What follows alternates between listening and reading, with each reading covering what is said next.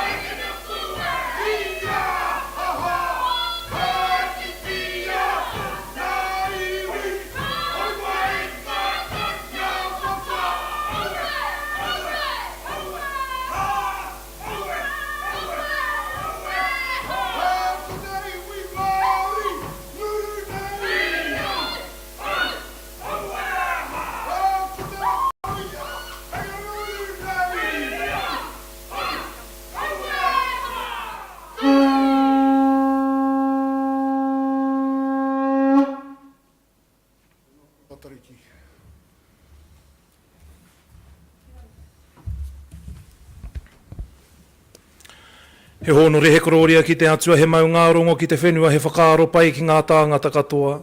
E tō mātou matua i te rangi te puna o te oranga tū auri uri whā io ki tonu te rangi me te whenua i te nui o tō kororia. Whakarongo mai ki ngā takutaku au pononga i tēnei rā nui whakaharahara. Tēnei te whānau whānui a te ahua māui e koropiko atu ki a koe. Kia tūwherai tēnei hui ki te aro o te tika, o te pono, o te aroha, tētehi ki tētehi. Uhia mai tō korowai a ta whai ki runga i a mātau i tēnei rā. Kia rongo i tō aroha mutunga kore. Kia whai korori ai koe ki roto i a mātau mahi whakanui i tēnei rā. Tēnei ka whakawhetai nei kia koe i runga i tīngua tau tamai hukaraiti. Āmine. Tēnei rā ka mihi atu ki te rōpū haka, ki ngā wehi, ki ngā ihi, tēnei rā ka mihi atu. I now ask everybody to join in the singing of our hymn.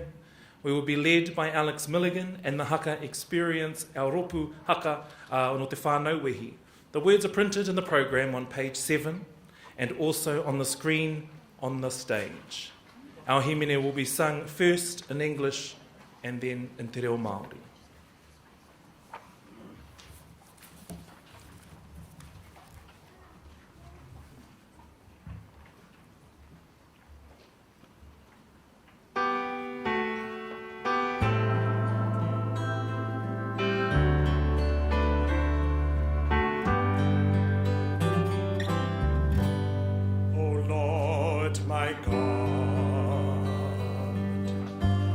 When I in awesome wonder consider all thy works thy hands have made, I see the stars,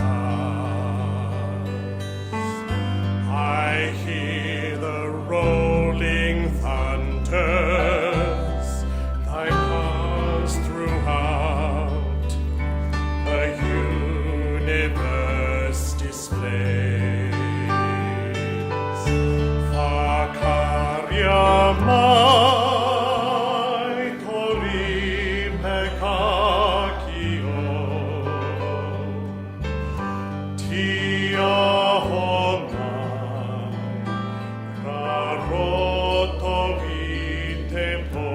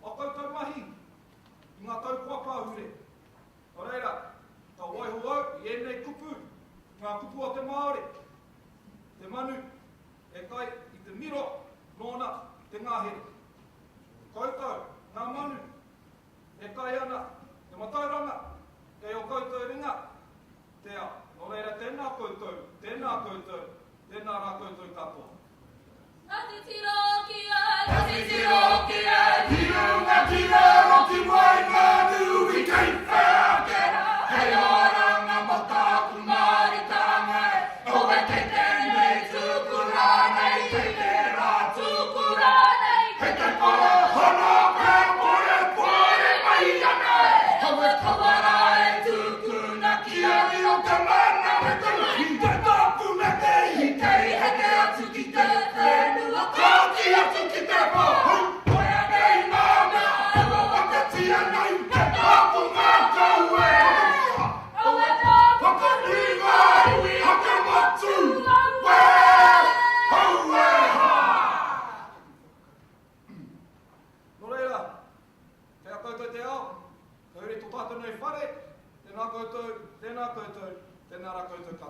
Tui haka, whakanuia. Hurihia. Ai.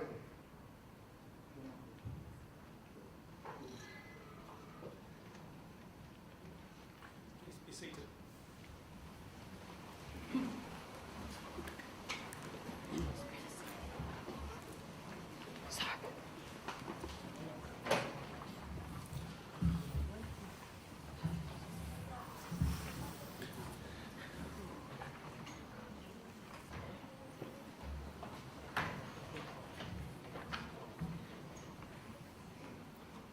Tēnā koutou, tēnā kātou katoa. Kia ora, namaste, wanakim, taja hao, assalamu alaikum, buenos dias, bom dia, warm Pacific greetings to you all. Distinguished guests, graduates and graduates, whānau, friends, ladies and gentlemen. On behalf of Te Pūkenga and all of the staff of EIT, I'd like to welcome you to this graduation ceremony. First, I'd like to acknowledge Ora Arlington, Deputy Chief Executive of Tiriti Outcomes, Te Pūkenga, who will be awarding and conferring the qualifications today. Also, Alex Milligan and the Haka Experience Group. Kia ora, and thank you for that. And a special welcome also to our guest speaker, Russell Ness. Finally, I'd like to acknowledge the many EIT Te Pūkenga staff who are here today. It's good to see so many of you been able to make it.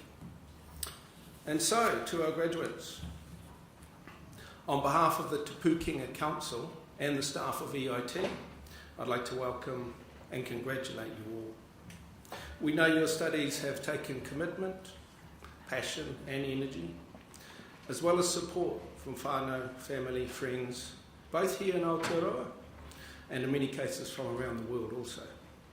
This is your day when you can celebrate the results of your hard work, and a day when we, as an EIT community, can celebrate that success with you. We acknowledge you have studied and worked hard, often gone without to have done so, and in many cases been separated from family and friends and made significant commitments to complete your study.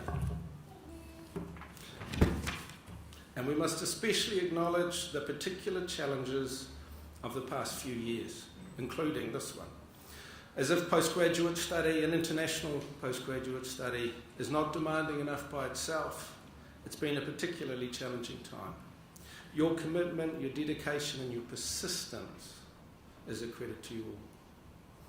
Today you are graduating from New Zealand's and one of the world's largest tertiary institutions, Te Pūkenga, the network of applied and vocational education across Aotearoa. But you are doing so through its EIT Auckland campus, a campus focused on specialised postgraduate study. And we believe it is that focus which allows us to bring together high quality programs of learning, dedicated and skilled teaching staff, and an unrelenting focus on supporting you, our learners, into this unique and highly successful operation that delivers not only here in Auckland, but around Aotearoa and offshore. Our goal at EIT is to provide you with a quality learning and research experience. One that ensures when you leave us, as you do today, you have the skills, knowledge and attributes for your future success, wherever that may be. And as EIT graduates, you can be assured you have a unique qualification which has national and international credibility. In marking your success today, and in considering your future success, I'd also like to specifically acknowledge two very important groups vital to your success to date. First, may I acknowledge all who have supported you as individuals in getting to this point. Your whānau, parents, siblings, extended family, perhaps for some even your own children, as well as your friends and supporters. Today is also a time for them to share in your success and for you to acknowledge their support and sacrifices also. And of course, I can't overlook all of the staff across EIT also. It is a whole of team effort that leads ultimately to today. I'd like to specifically acknowledge and thank all the teaching, delivery and support staff here at our EIT campus in Auckland for the incredible success they generate through their commitment, dedication and integrity. Importantly, can I also acknowledge all of the other EIT staff who play an equally vital roles in supporting our delivery wherever they may be. It is a truism in this sector that it is our staff that provide the most important ingredient in our and your success. So on behalf of you, our graduates, I thank all of those staff that have supported your study and your success. So once again, on behalf of all of EIT, it's been our privilege to help you gain the skills and knowledge needed to start or further your career and get you to this day. We wish you all the very, very best. You will always remain a part of EIT, and we look forward with interest to watching your future success. By the authority of the Council of Te Pūkenga, New Zealand Institute of Skills and Technology, Paora Amundsen, Deputy Chief Executive, Tiriti Outcomes, on behalf of Murray Strong, Chair of the Council, will now award the postgraduate diplomas and confer the degrees on those to be presented and those in absentia. Mr. Amundsen. The Dean of Faculty of Commerce and Technology, Mr. John West, will present to you the recipients of the postgraduate diplomas in the faculty.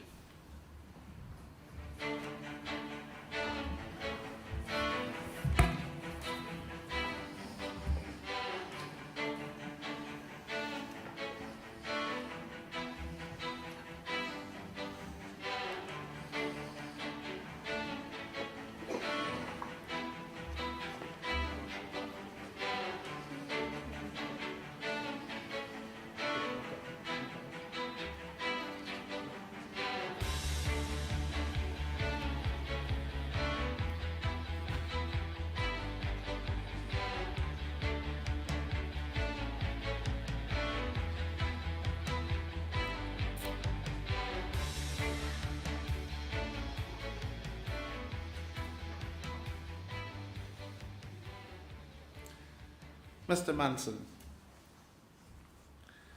I have the honour to present the postgraduate diplomas in Te Kura Kaupapa Kapakuhi, the School of Business. The postgraduate diploma in Applied Management, Kalpash Narakuma Bangalika.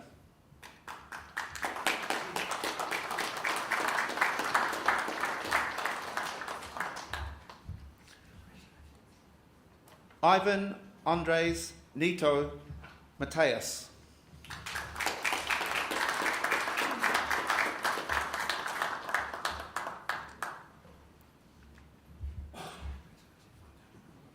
The postgraduate diploma in digital business, Hernan Dario Grabananic.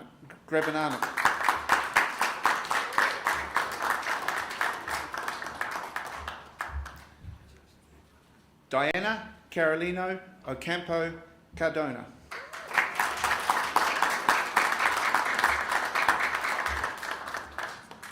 Isabella Orth.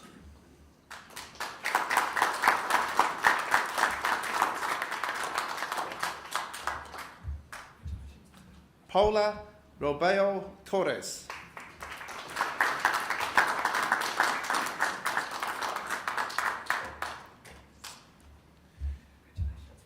Yvonne Ventura Alvarez.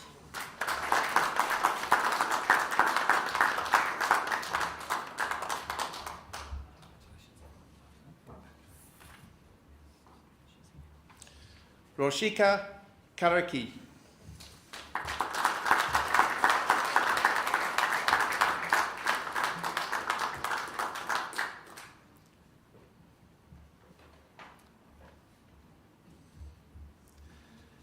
Mr. Amundsen, I have the honour to present the postgraduate diplomas in Te Kura Pūkenga Rorohiko, the School of Computing. Postgraduate diploma in Information Technology, Bhuvan Nayaski Ashok Kumar.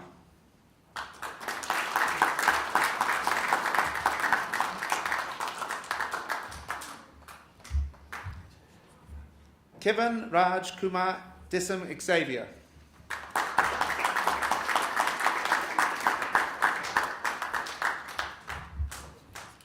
Mohi Modi.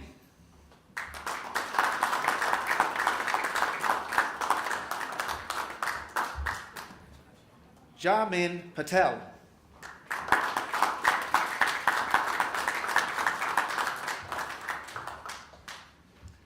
Jingming Shi.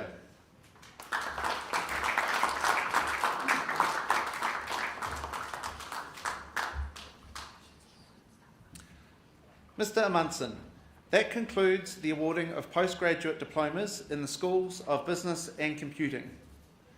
The head of school for Te Kura Kaupapa Hauora Hakinakina, Dr. Helen Ryan Stewart, will present to you recipients of postgraduate diplomas in the Faculty of Education, Humanities, Health and Science.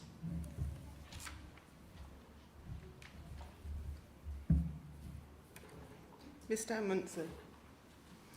I have the honour to present the postgraduate diplomas in Te Kura Kaupapa Hauora Hakinakina, the School of Health and Sports Science. Postgraduate diploma in Health Science, Alia Butt.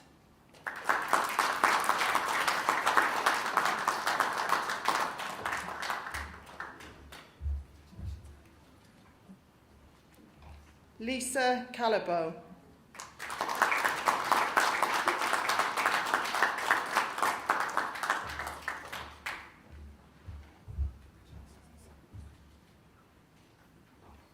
Mr. Amundsen, that concludes the awarding of the postgraduate diplomas. The Dean of the Faculty of Commerce and Technology, Mr. John West, will present to you recipients of master's qualifications in the faculty.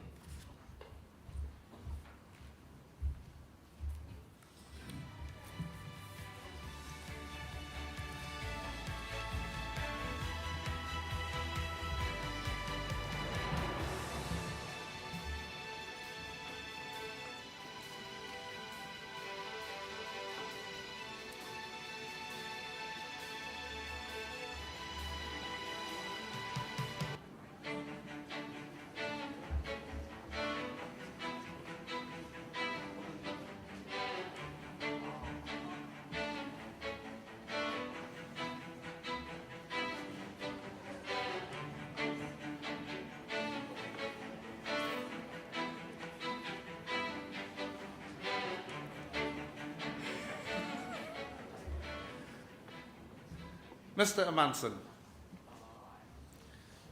I have the honour to present the Master's qualifications in Te Kura Kaupapa Kaupakahi, the School of Business. Master of Applied Management, 180 credits. Frosty Ann Agrisada.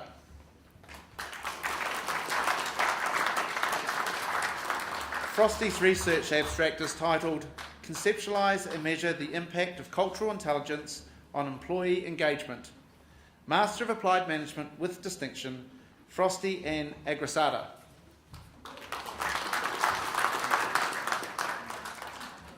Roshni Bose.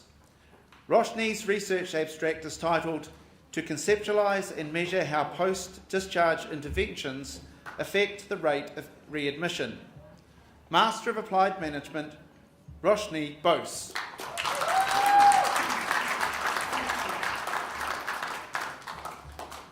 Zheyang Zhang. Zhe's research abstract is titled Conceptualise and Measure the Influence of Human Resources Management System Performance on Business Performance. Master of Applied Management with Distinction, Zheyang Zhang.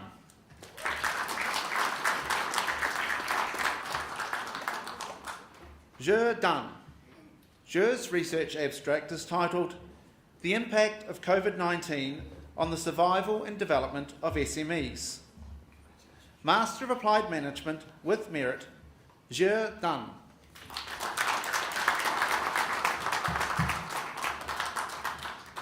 Ping Ting Fan. Ping Ting's research abstract is titled Conceptualising and Measuring the Effect of Media Advertising Platforms on Consumer Purchase Intentions. Master of Applied Management, Ping Ting Fan.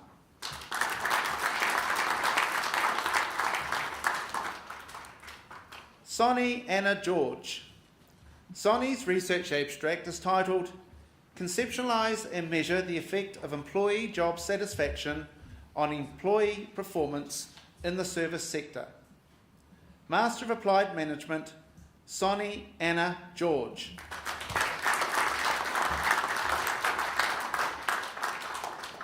Yao Gore. Yao's research abstract is titled The Impact of Artificial Intelligence on Customer Relationship Management. Master of Applied Management with distinction, Yao Gore.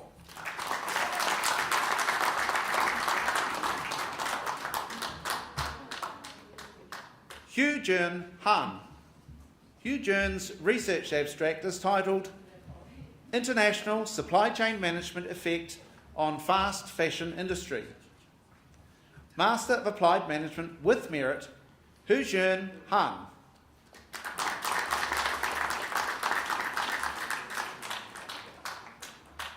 Xingjing Lan. Xingjing's research abstract is titled Conceptualizing and Measuring the Effect of Collectivism/Individualism on Team Cooperation. Master of Applied Management with distinction, Xingjing Lan.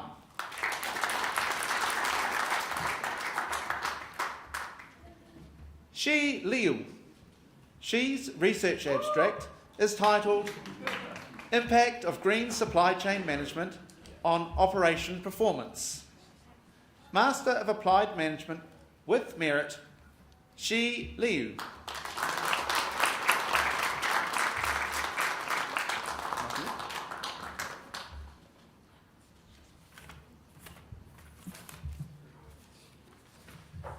Sapan Arani de Silva Kankani Thantri.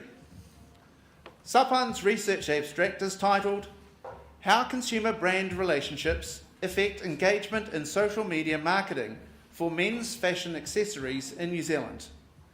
Master of Applied Management, Sapan Arani de Silva Kankani Thantri.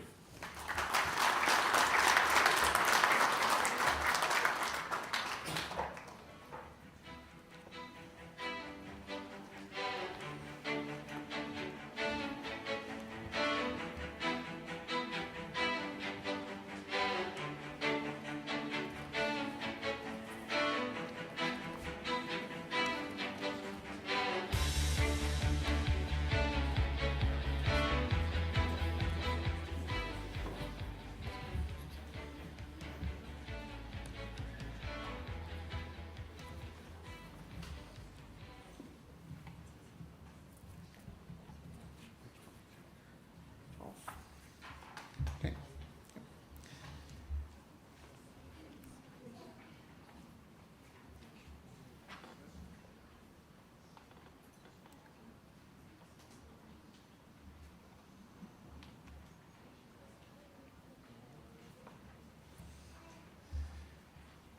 Yitong Lu.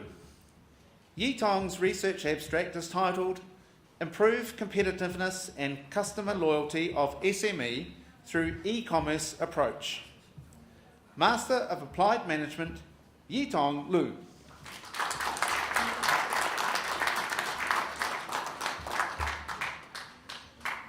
Amila Indraswani Manithri Devaj. Amila's research abstract is titled Conceptualizing and Measuring the Effects of Sustainability Measures on the Financial Performance of Small and Medium Enterprises.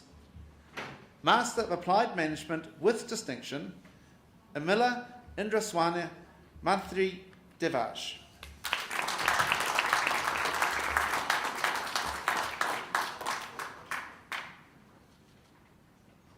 Harni Saharanajala Nana Yakara. Harani's research abstract is titled Conceptualize and Measure the Effect of Employee Job Satisfaction and Motivation on Profitability of Banks in New Zealand. Master of Applied Management with distinction, Harini Saharanajala Nana Yakara.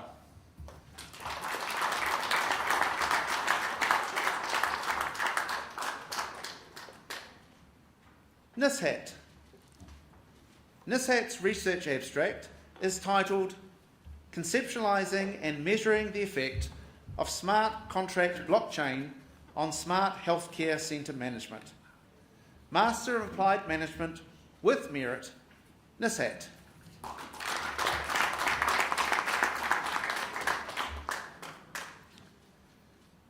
Gayatri Rajajaran. Gayatri's research abstract is titled Conceptualising and Measuring Family Factors that Affect Women's Career Advancement to Top Management in an Organisation. Master of Applied Management with Distinction, Gayatri Rajajaran.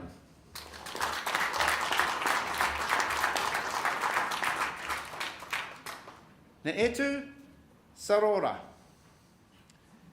Netu's research abstract is titled Conceptualise and Measure the Impact of Website Design on Customer Satisfaction in Online Shopping. Master of Applied Management, Neetu Sarora.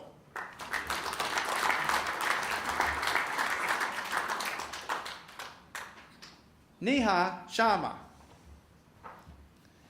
Neha's research abstract is titled To Conceptualise and Measure the Impact of Leadership Styles on Job Stress. Master of Applied Management with Merit, Neha Sharma.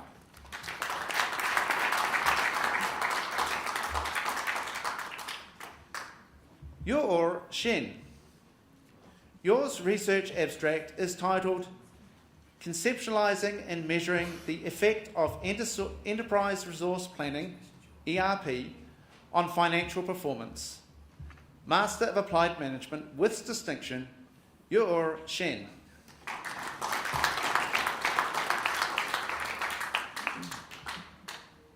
Zhenjing Shen.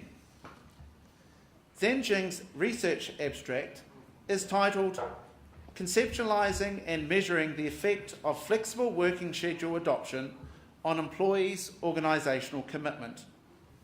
Master of Applied Management, Zhenjing Shen.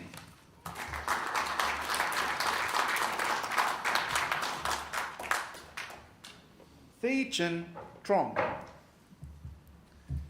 Thi's research abstract is titled Conceptualise and Measure the Effect of Transformational Leadership on Employee Performance in Business.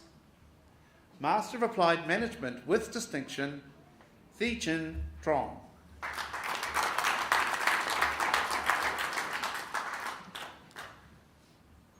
Yashpal Walia. Yashpal's research abstract is titled Conceptualise and Measure the Impact of Employee Engagement on Employee Performance, Organisation Productivity and Job Satisfaction. Master of Applied Management with Merit, Yashpal Walia.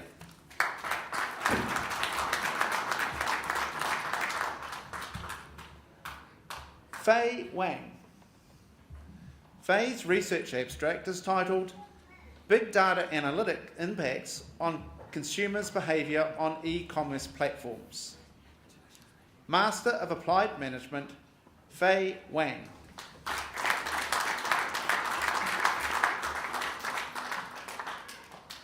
Shamini Shadika Wathawana Vitaji. Shamini's research abstract is titled Conceptualising and Measuring the Effects of CSR Activities on Consumer Behaviour in New Zealand. Master of Applied Management with Distinction, Shamini Shadika Wathawana Vitaji.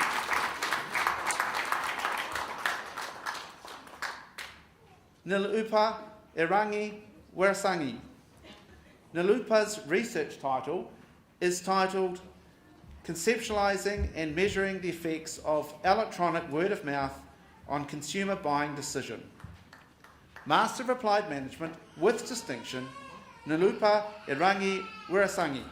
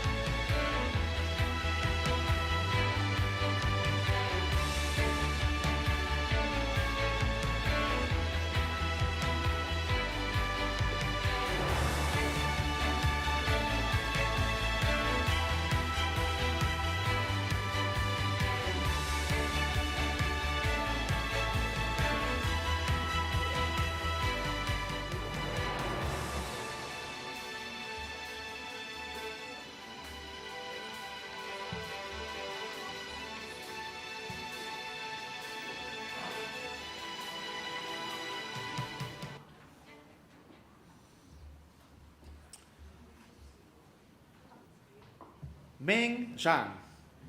Meng's research abstract is titled The Relationship Between Digital Leadership and Employee Productivity During COVID-19. Master of Applied Management, Meng Zhang.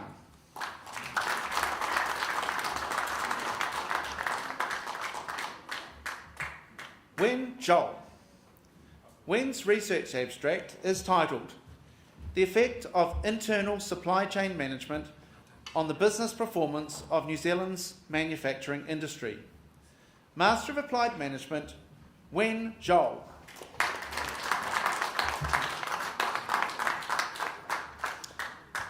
Xie Ting Zhou. Xie Ting's research abstract is titled The Impact of Customer Engagement and Supplier Participation on Supply Chain Management. Master of Applied Management, Xie Ting Zhou.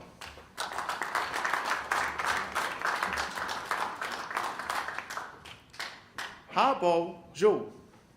Habo's research abstract is titled How Live Streaming Shopping Affects the Customer Purchase Intention from Business Perspective. Master of Applied Management with Distinction, Habo Zhu.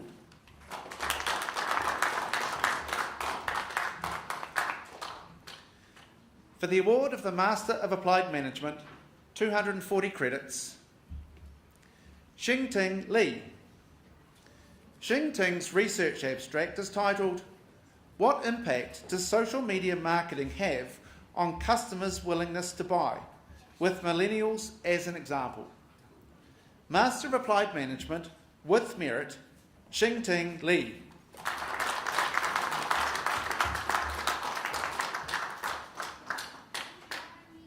Xie Liu.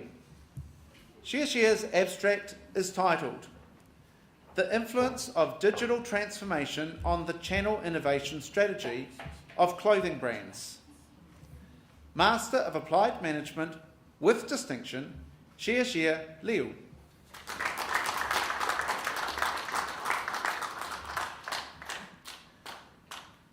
For the award of the Master of Digital Business, 180 credits, Shihan Zhang. Shihan's research abstract is titled An Analysis of Impact of COVID-19 on the Sustenance of Export Companies of New Zealand, a study of Fonterra Cooperative Group, New Zealand. Master of Digital Business with Distinction, Shihan Zhang.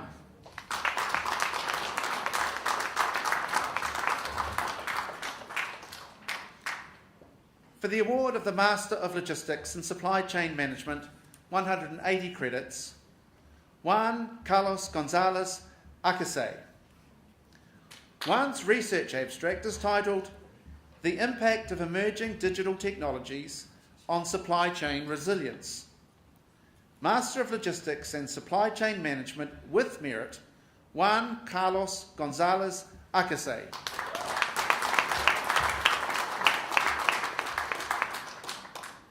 Thalili Shakila Kamari Kerala Gala Apuha Malijay. I'm really sorry. I didn't get to practice your name. This is a late edition. I'm so sorry. Thalini's research abstract is titled Investigation of Green Supply Chain Management Practices on Third-Party Logistics Service Performance. Master of Logistics and Supply Chain Management with Logistics. Let's see if I can do it this time. Thalini Shalika Kumari Kiralgala Apuha Milij.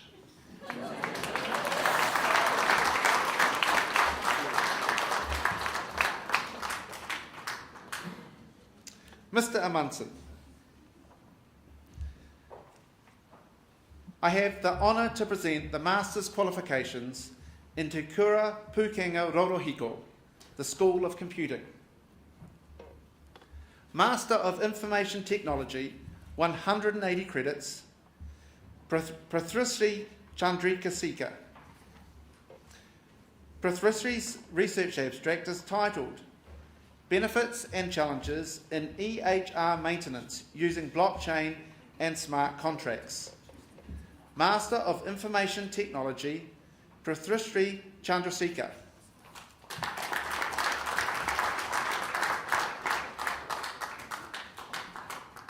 Suman Gill. Suman's research abstract is titled E-Mentoring in Higher Education. Master of Information Technology, Suman Gill.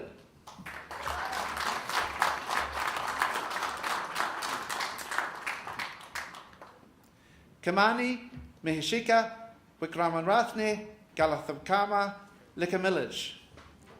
Kamani's research abstract is titled Impact of ISO/IEC 2501:2011 Square and Software Quality Requirements and Evaluation Standard on Software Quality Management.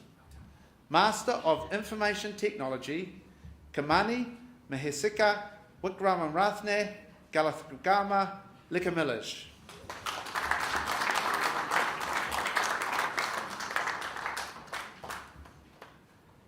Monica. Monica's research abstract is titled Impact of Various Models, Architecture and Platforms of SaaS Used in Education and Their Evaluations. Master of Information Technology, Monica.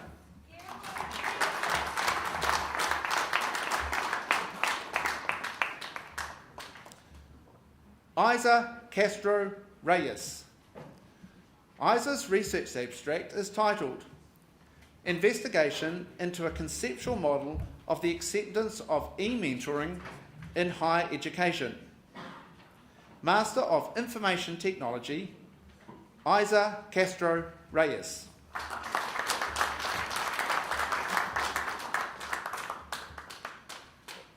Leonard Lastimosa Seilaneguhai. Leonard's research abstract is titled Cybersecurity in Software Development.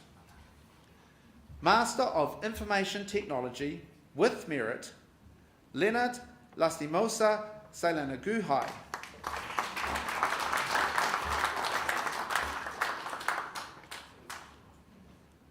Jia Shi Shi. Jia Shi's research abstract is titled The Impact of Blockchain Smart Contracts in Energy Industry in China. Master of Information Technology, Jia Shi.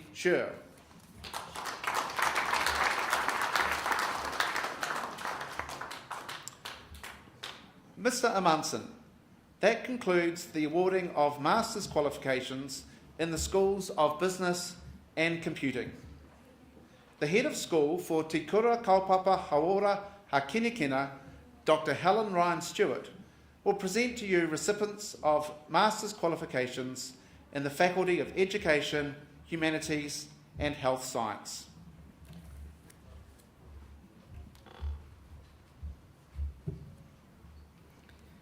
Mr. Amundsen, I have the honour to present the Master's qualifications in Te Kura Kaupapa Hauora Hakinekina, the School of Health and Sports Science.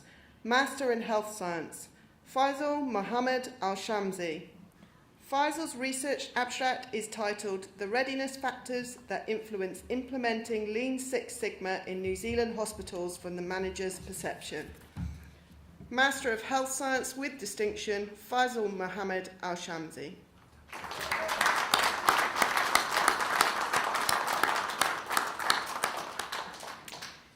Divya Saraswat. Divya's research abstract is titled Factors Influencing the Risk Assessment for the Development of Type 2 Diabetes Mellitus. Master of Health Science, Divya Saraswat.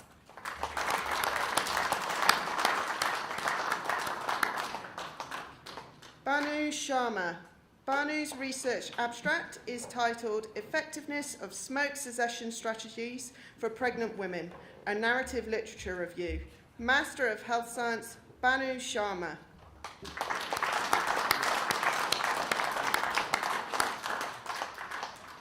Arturo Javier Vasquez.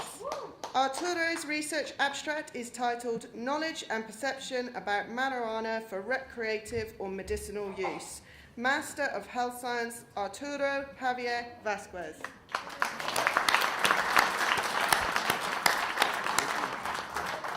Mr. Amundsen, that concludes the awarding of qualifications. The qualifications are also awarded to those who are in absentia. Thank you, Mr. Amundsen.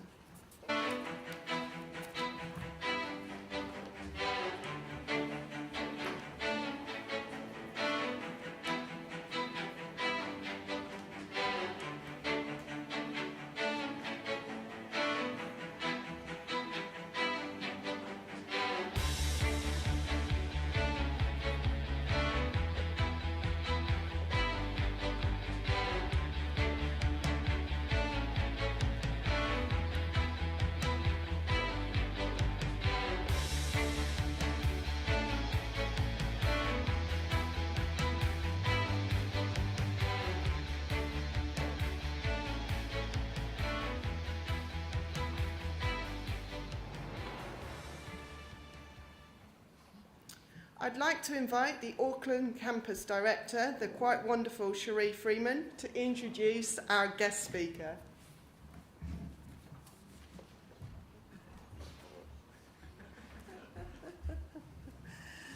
Wow. Kia ora. Really? After all of that? That's all you got? Come on. Kia ora. Oh, warms my heart. Thank you. Before I introduce your guest speaker for today, I just want to acknowledge Manahiri in the room today. Fred Conders. Fred, thank you so much for joining us today. Fred was our Executive Dean during the time that you were studying with us. Unfortunately, he's decided to retire. Doesn't look old enough to do that. And so now he's spending most of his time on his bike, getting plenty of exercise. So just absolutely honoured to have you here today, Fred. I'm honoured now to introduce to you our guest speaker, Russell Ness. Russell began his career as a graphic designer before gaining a teaching qualification and working as an art and physical education teacher for Year 11 students, and for 11 years. He then joined the corporate world and soon after established his own management consulting company, which he continues to operate today. While continuing to provide services to his long-standing clients, he also has held a range of senior management positions, including HR management for a global IT company, general manager of a tertiary training organisation, director of a child disability trust, and general manager for a not-for-profit housing trust. Currently, Russell works with a range of clients and is a contract lecturer at AUT University. We won't hold that against you, Russell. When he's not busy, Russell enjoys spending time with his partner, 4 daughters and grandchildren. He still enjoys doing a bit of drawing and painting and is a 1960s classic British car enthusiast. Please join me in welcoming Russell Ness.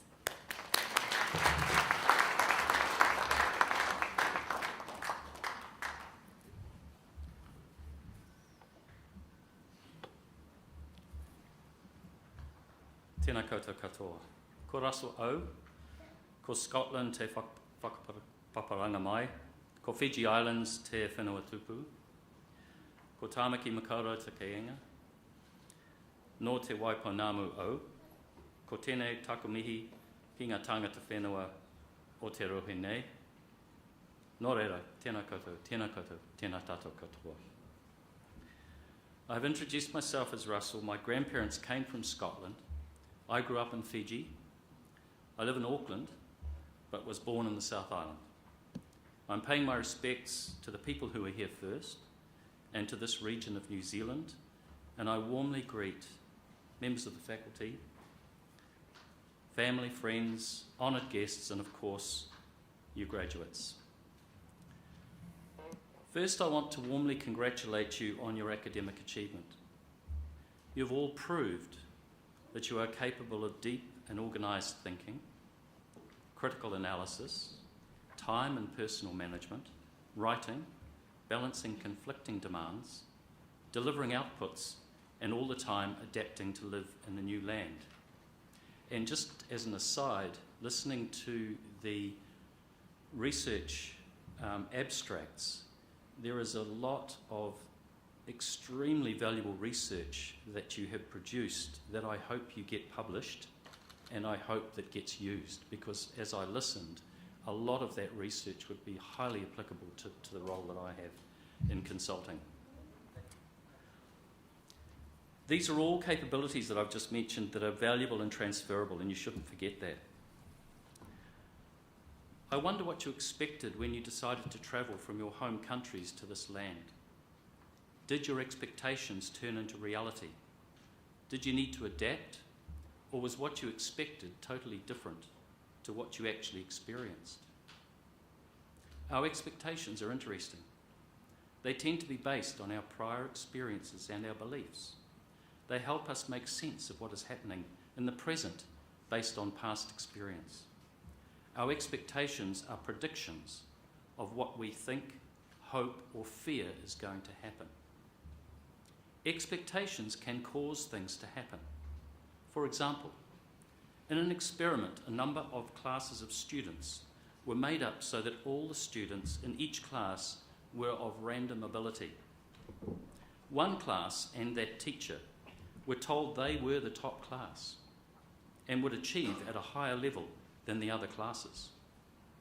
Despite the fact that this class was of random and mixed ability, at the beginning, it achieved at a much higher level than all the other classes. As a parent, a teacher, or consultant, I would often check my expectation of an upcoming situation. Did I have a clear vision of how things were going to play out and a positive approach? Often the expectation would turn into reality. So my first encouragement to you is to think about what expectation you have of a situation. Are you expecting it to go well? And are you in a positive frame of mind? The subtle signals that you will be putting out will influence you and others. Nobody rises to low expectations. Sometimes having no expectation is best. I was talking to my daughter's partner, who's a builder.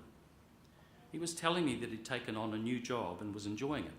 I asked him what he liked about it. He said that he often didn't know what he'd be doing from day to day.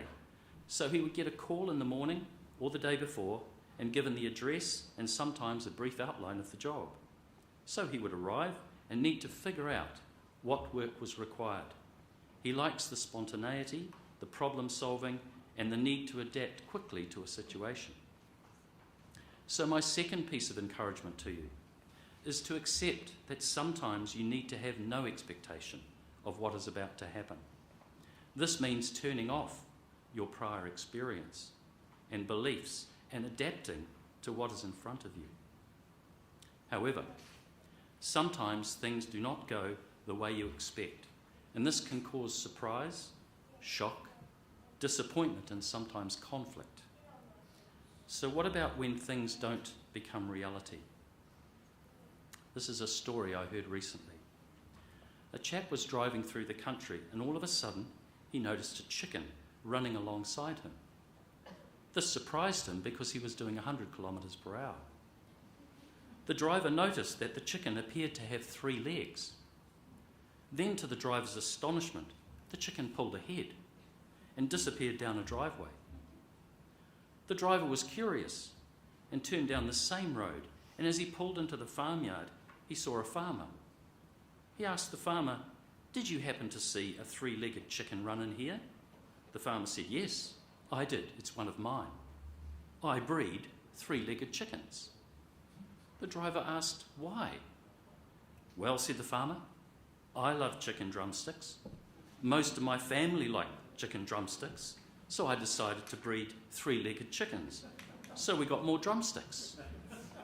The driver asked, "How do they taste?" The farmer replied, "I don't know. I haven't been able to catch one yet." On a more serious note, for 7 years I worked as the director of a child disability charity that worked with children who had either been born with a disability or had suffered a serious injury. Sometimes the child would have an injury that meant a lifetime disability, such as permanent brain injury, and or a significant physical disability. Naturally, the parents or caregivers suffered from a range of emotions. They would often struggle to still have a vision for their child. They could not imagine how life could continue. They see their child in a wheelchair and still see them as able-bodied but unable to walk. So their expectation is always going to be about disappointment. So the professionals on site, as well as caring for the child, would work with the parents, often helping them to understand that the expectations they had for their child could change.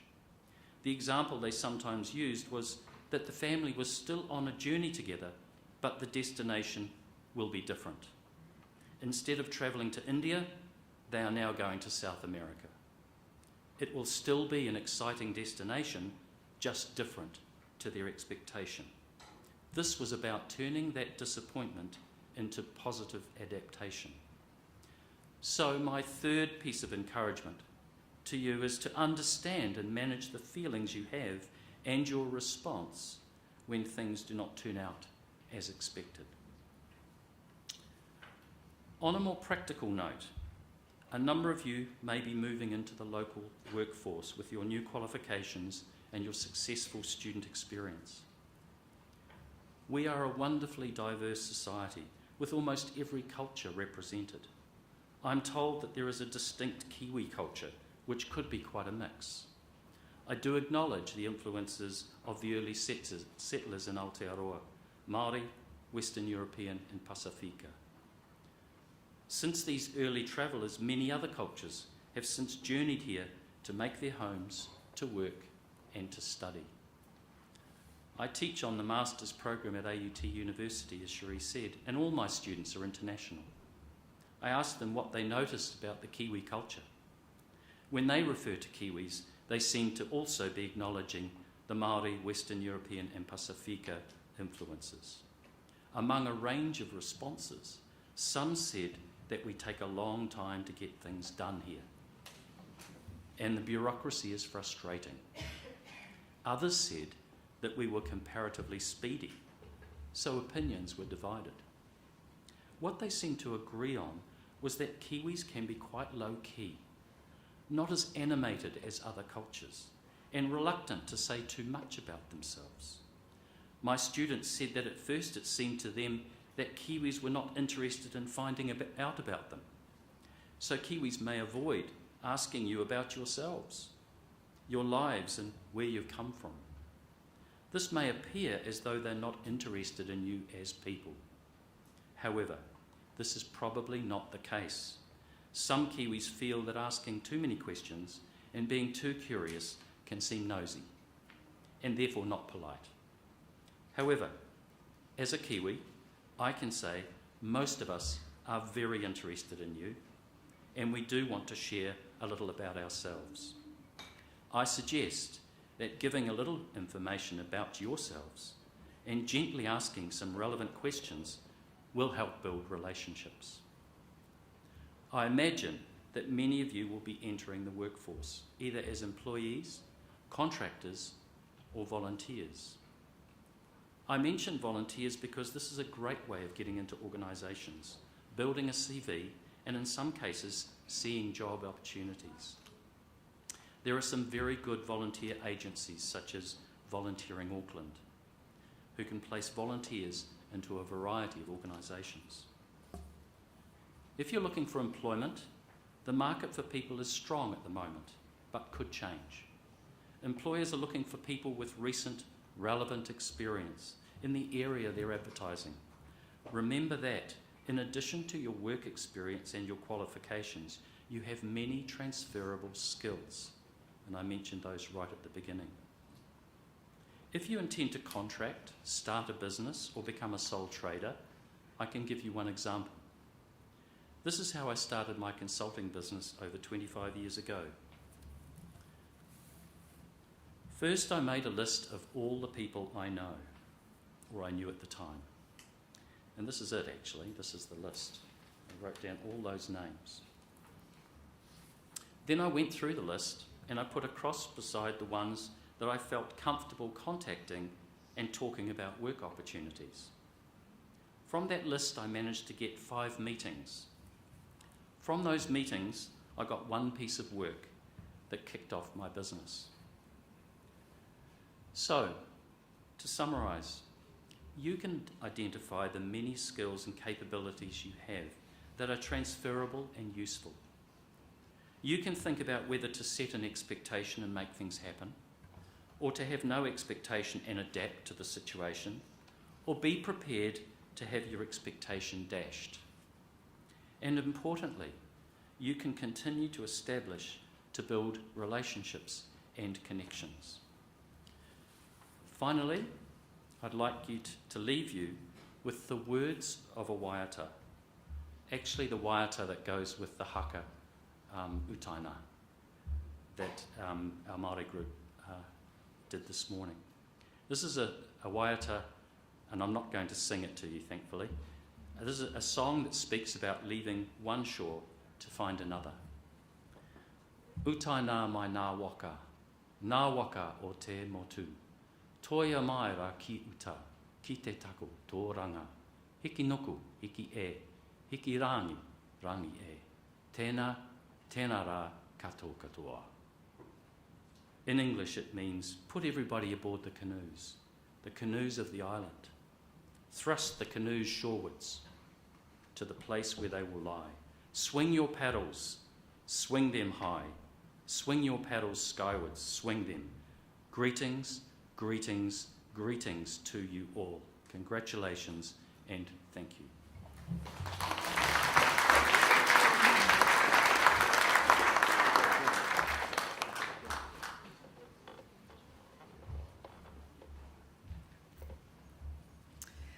Thank you, Russell, for those really encouraging and motivating words. I obviously need to also manage my expectations, although I have to say today has been exceptionally well.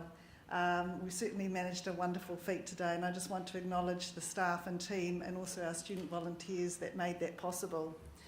Russell, also appreciate what you did to set up a consultancy firm. It takes a lot of courage to do something like that. And I'm sure many of our graduates here today will certainly, if they haven't already, look to set up their own company. I've got all the faith in you and ability in your abilities to do that. And I hope that my name is on your list when you make that list of names and that I'll get a call from you. Would certainly look forward to that. So thank you for that, Russell. It's now my pleasure to introduce the Valedictorian. The Valedictorian is an anglicised derivation of the Latin word meaning to say farewell. And it is given to the last presentation of a graduation ceremony by a graduate who represents the whole graduating student body. Now, team, you can appreciate that's not easy to pick just one of you out of this wonderful audience, because you all deserve to be the valedictorian. You've done so much in the time that we've got to know one another, but unfortunately we could only pick one. Today's valedictorian is a graduate of the Kura Kaupapa Kapakahi, the School of Business. It gives me great pleasure to introduce to you our guest, our valedictorian. Oh my gosh, I didn't even write the name down. Frosty Ana Agrasaga. Thank you, Frosty.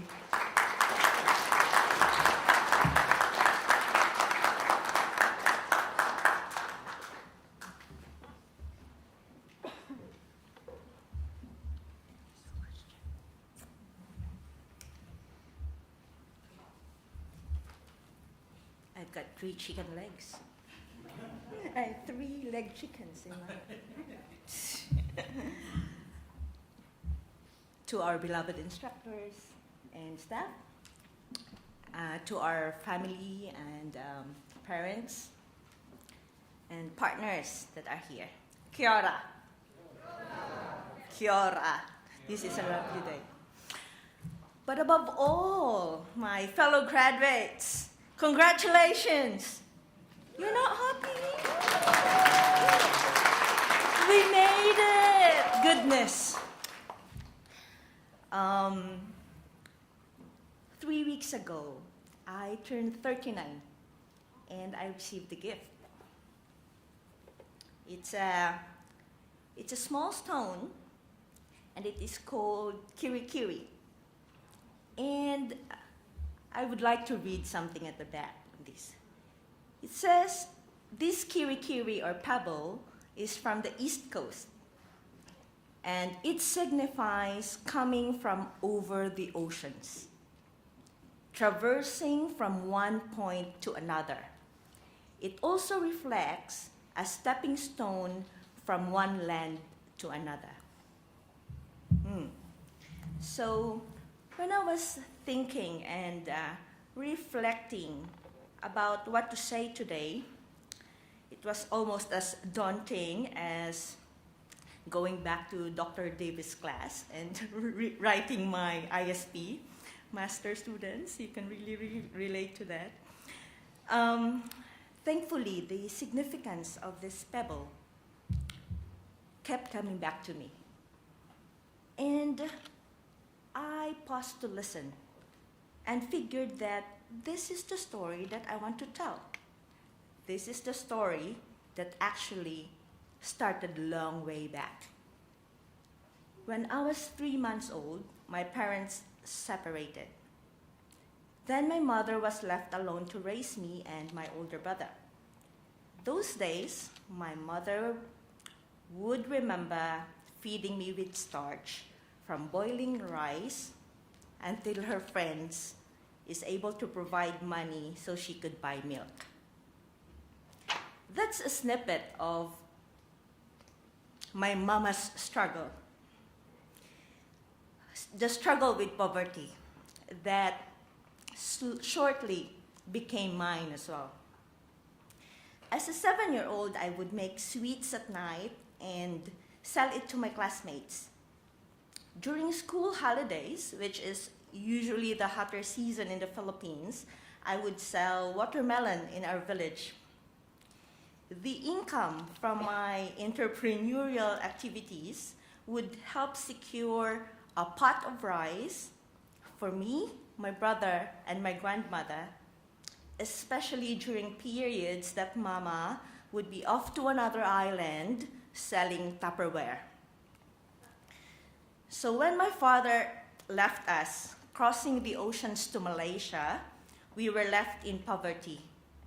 When my mother crossed the oceans to other islands in the Philippines, I learned the value of work and how to be independent. Ultimately, education offered a bridge for me to rise above the surging rates of poverty. Thank goodness for subsidized education at the University of the Philippines, because I finished a degree in psychology. I have a natural curiosity of people, which led me to work in human resources. This became then a 10-year career that allowed me to sit with union workers and create a retirement program, which on top of job security provides peace of mind when workers are past their time, their prime.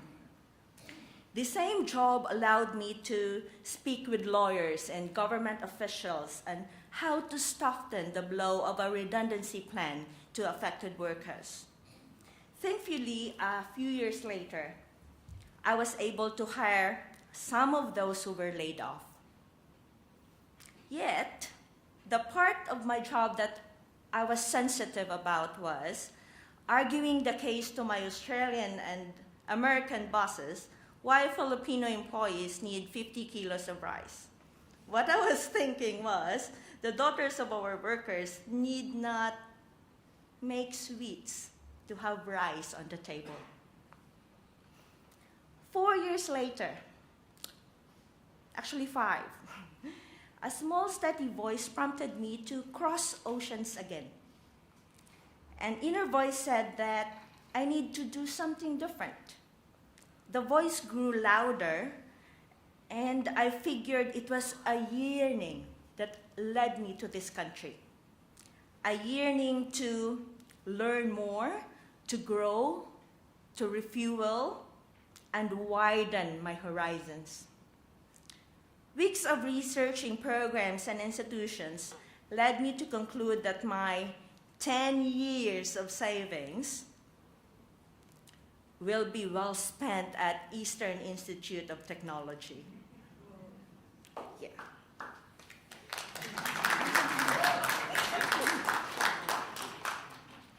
And listening to that inner voice proved to be good timing, because no sooner had I arrived in New Zealand in February 2020 than COVID had struck the world and international borders were closed.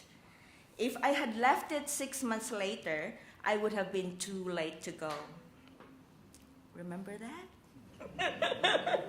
Oh, goodness. Arriving in Auckland is still vivid in my head. Fortunately, I had a part-time job with staff to start work immediately. For my studies, my very first class in EIT was with Sir Glenn Shadbolt on scholarly communications. And Sherry Freeman came into our class, our campus director, came into the room to suspend our class. First day. Because New Zealand is actually going into lockdown.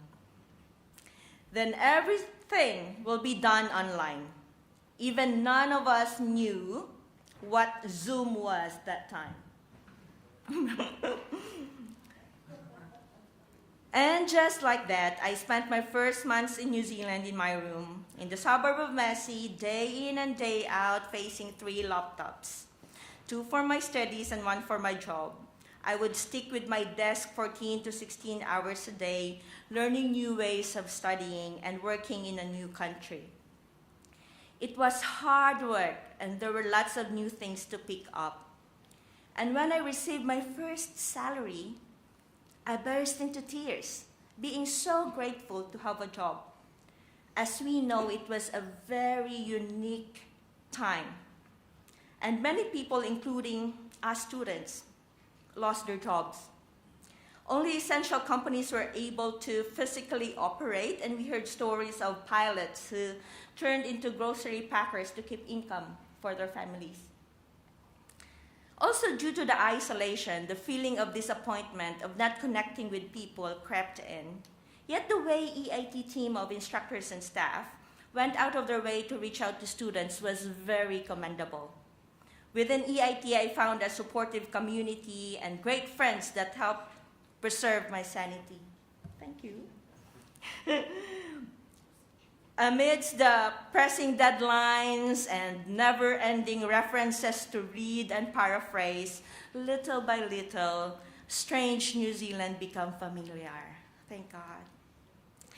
Through a second stretch of lockdown, as if the first one was not enough, but we became comfortable with online classes. That hybrid became a new work for classes and work arrangements. There were different preferences, and I vividly remember the arguments on our online arguments. One good thing is that I appreciate about EIT is that when EIT tries to resolve issues, at the core of it is listening to us, listening to students.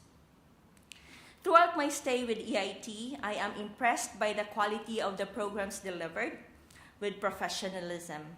I will always be proud of being part of this community, of EIT's community. Life in New Zealand warmed up for me, especially when the seasons changed and my body adapted from 3 layers of clothing to wearing shorts and flip-flops. Goodness. But throughout the year, what warms me up in New Zealand is the general sense of equality and the respect for work-life balance. This has become especially profound for me in my time with my second employer, Perpetual Guardian. And friends I have made in New Zealand who love me as if I am family. They are always a source of comfort, of laughter, and fun. Other prior notions have changed as well. In Ellerslie, where my flatmate and I lived, I changed my mindset that pubs are evil places. It has become mostly a place where you meet interesting and kind people. And one of them actually taught me that the Kiwi expression sweet ass is actually not spelled with double S. It's not your sweet ass. It is the warmth from the love of friends that I will take with me as I yet again cross the ocean. I will join the love of my life, an Australian who knows how to cook rice and shares my love for education and an unquenchable wonder for nature. I will soon be moving to Canberra to live with him. Now, every international student in this room crossed the oceans to be here. We all cross the oceans to be here. And we bring our unique stories. Yet what really matters is our growth, the learning for life that we gain, and the goodwill we live in people's hearts. Today I share the blessing of the Kiwi from my flatmate Carrie with you as we continue our journeys, whether to stay longer in New Zealand or to travel again. As we have been strengthened by our learning in EIT, I wish for all of us that we can find satisfying work, make a positive impact in our communities, continue to be open to learning, and to find lasting friendships. In the Philippines, we have a way of wishing for goodness to follow you all the days of your life. We say, mabuhay. That means, long live EIT graduates, mabuhay.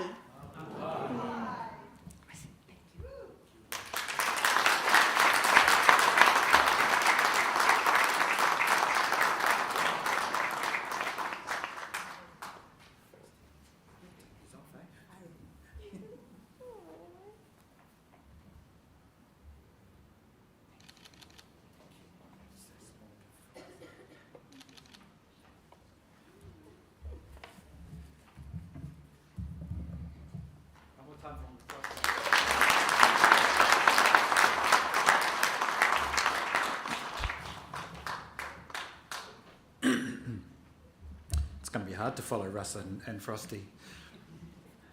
Tēnā tātou katoa.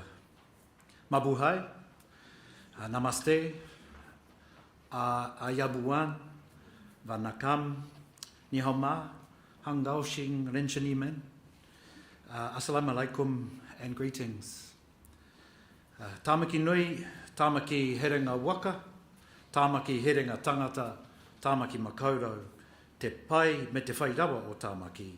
Tēnā koutou, tēnā koutou, tēnā tātou katoa. What a privilege to be here to support your graduation, colleagues. And what a privilege to, I feel truly honoured to play a support role with my colleagues at Te Pukenga Te Tairawhiti, Te Pukenga EIT. I wanted to start with some of the words of your ancestral homelands and some of the words of my ancestral homeland. To recall the words of the first peoples of these lands that we are sitting in right now. The lands of Tāmaki that have become the landing place of many canoes, the lands that have become home to many peoples, lands known for their abundance and for their success. So it's my great honour to say a few words to bring the graduation ceremony to a close today on behalf of the leadership of Te Pukenga and in support of my colleagues at Te Pukenga ki Te Tairawhiti, the Eastern Institute of Technology.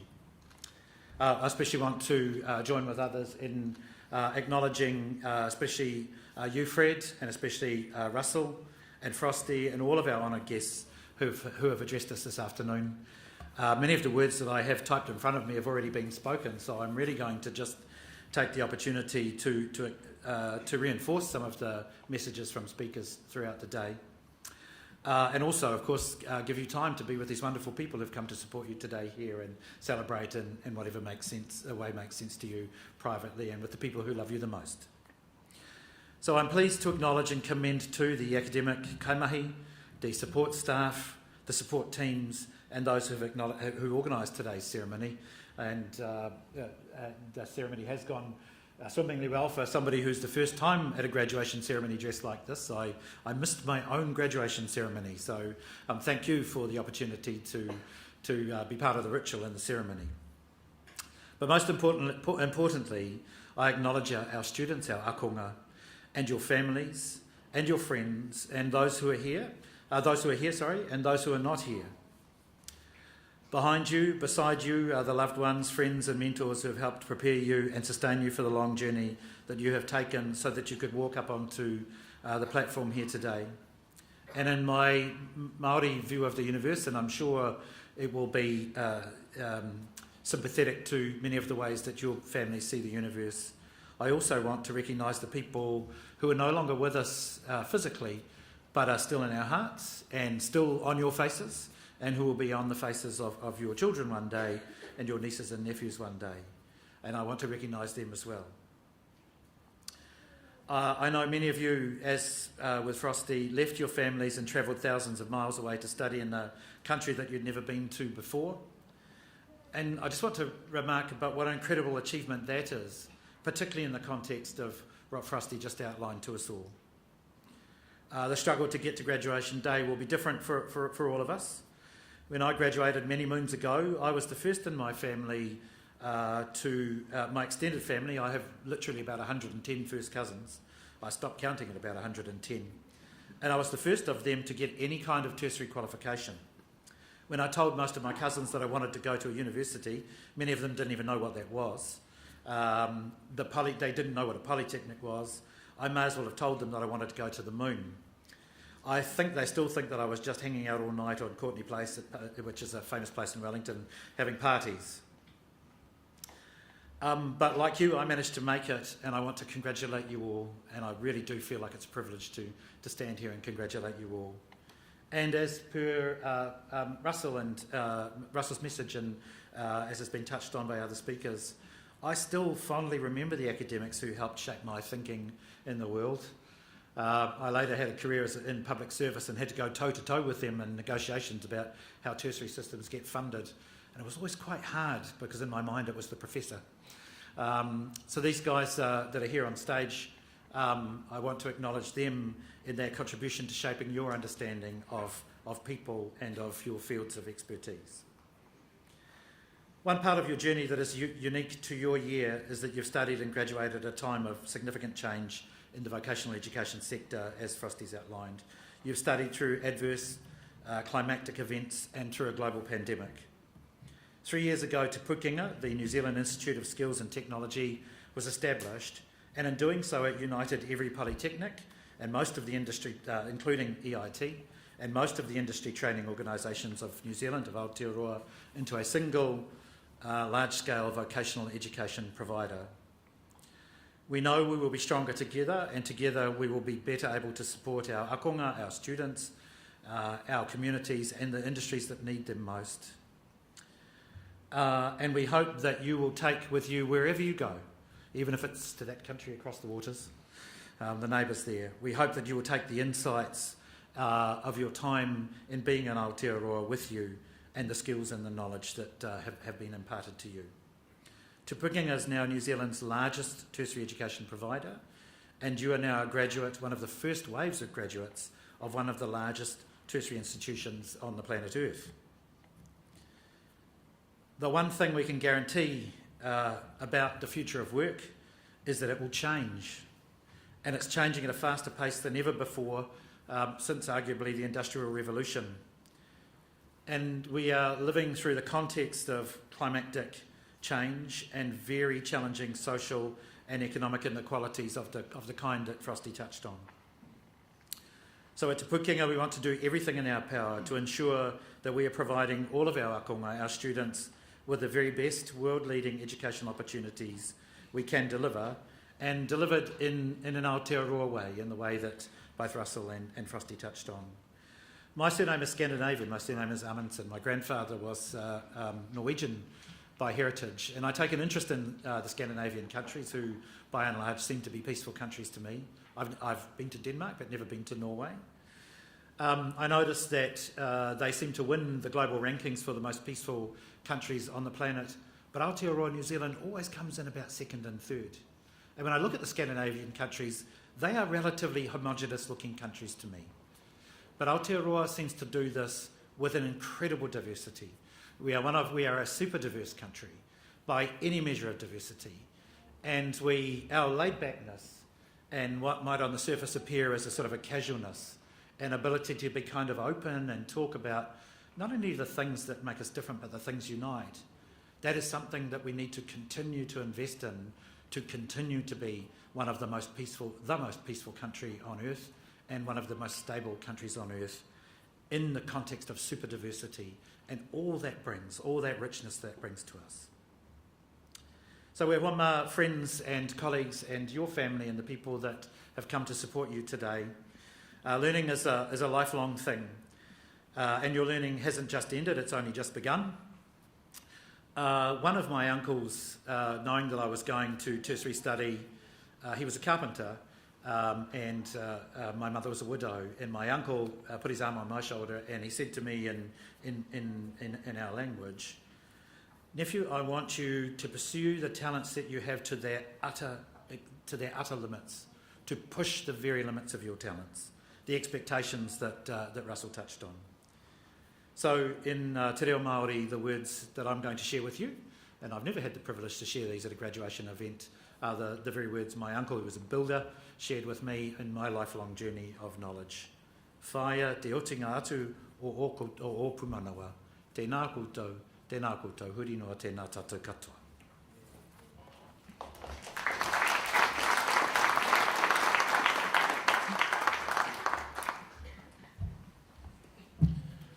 A kei ngā mana, kei ngā reo koriro māku te whakakapi i tō tātou hui i te rānei.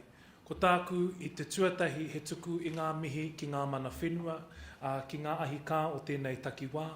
O tira ki ngā kaitiaki o te pūkenga o tēnei takiwā, tai atu rā ki a MIT, ka huri ki Unitec, ka mutu ko North Tech, koutou ngā whare o tēnei o tō tātou pā nui rau atu kai te mihi. O tira ki a koe te matua Paora, kua whai honere a mātou i tō taenga mai i tēnei rā. Kua e hia nā wiki e noho ana koe ki tēnei tūru, nā reira nā mātou te marenga nui, we can do the daft thing. Kua whai wāhi koe ki e nei whakaritanga o mātou, nā reira koutou katoa nā mana nui o te pūkenga tēnei rā ka mihi. O tira ki ngā kaimahi, koutou o tēnei takiwā, ngā kaiako, ngā pauarahi, o tira aku hoa mahi ahu mai i ahuriri, tātou e kaue nei, e pīkau nei i ngā huatanga o tō tātou pā kei te mihi. O tira, kua aku mihi ki whakamutunga ki a koutou ngā konga, tai rau atu ki o whānau, kua tino mana nui a te ahoa Māui i tā koutou taenga mai. Nā reira, huri i tō tātou whare, tēnā koutou, tēnā rā tātou katoa. Kia tau ngā manaakitanga te wāhi ngaro, kia tātou katoa. Kia hora te marino, kia whakapapa paunamu te moana, kia tere te kārohi ki mua ia tātou i tēnei rā. Hei mua koe ia mātou i hoa hei tohu ia mātou mahi katoa. Ko koe anō hoki whakakaha ia mātou, kia whaikarori ai koe roti ia mātou mahi katoa. He mea timata, he mea mahi, he mea whakaoti hoki i roto i a koe. Kia whiwhi ai mātou ki te ora tonu, te mea ta whaitia nei e koe. Koe hukarai te oki tō mātou kai whakaora. Āmine. I respectfully ask for everyone to stand. The ceremony today will close with the singing of the New Zealand National Anthem led by Alex Milligan. Please join in. The words are in the program on page 7. It will be sung first in Te Reo Māori and then in English. At the conclusion of the National Anthem, please remain standing while the official party, staff and graduates leave the theatre. Kia ora tātou.